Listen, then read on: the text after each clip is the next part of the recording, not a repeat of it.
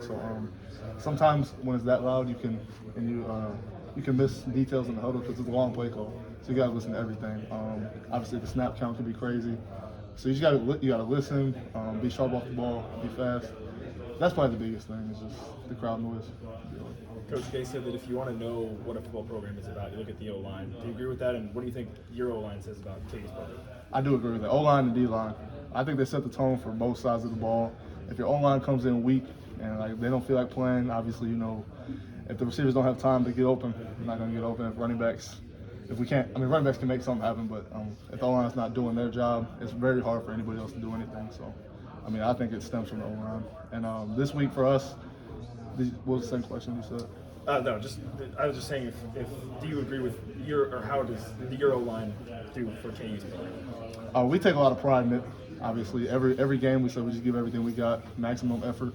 Effort trumps technique. So, we take a lot of pride in it. We put it on our backs. We have to do that. Don, what do you see from the Iowa State defensive line? They said I said they're very disciplined. They don't mess up too much. The linebackers fly. They're detailed on their assignments. They're physical, fast. You just got to be on your P's and Q's with this type of defense. Obviously, Oklahoma State, kind of the same defense.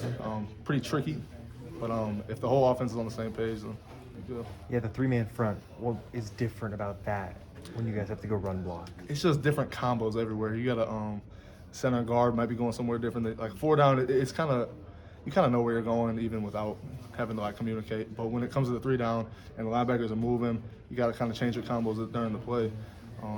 That's probably the biggest thing is just communicating. And with that, does it help playing other teams like Oklahoma State or other 3 down front teams? Yeah, earlier? 100%. It's way better to do that than only see it once a year and have to try and adjust to it once a year. So, Oklahoma State, we saw it. Hopefully we picked up a few things that we can bring into this game. The offense has gotten off to some slow starts in some of the road games this season. How do you think you can maybe change that a little bit going into this game against Iowa State? I think that stems back to the practice week, honestly. So starting fast in practice, that was our emphasis this week. Even if it's Indy first period, go sprint, transition to your period, get going 100% off the ball. So I honestly think that makes the difference throughout the week. So we've been doing that. We've been practicing hard. We'll see if it pays off. It should pay off. Is there any difference playing with Jalen versus Jason? No. Up front, it's the same for us. We don't even know what goes on back there half the time. So we just worry about what's up front. So yeah. Coach Leipold talked about Jason's leadership. How would you describe him as a leader? Just super resilient guy. Obviously you've seen he goes through a lot. He's been through a lot. Decided to come back this year. It takes a lot to knowing he was going to be the backup and have to stay ready through a whole offseason.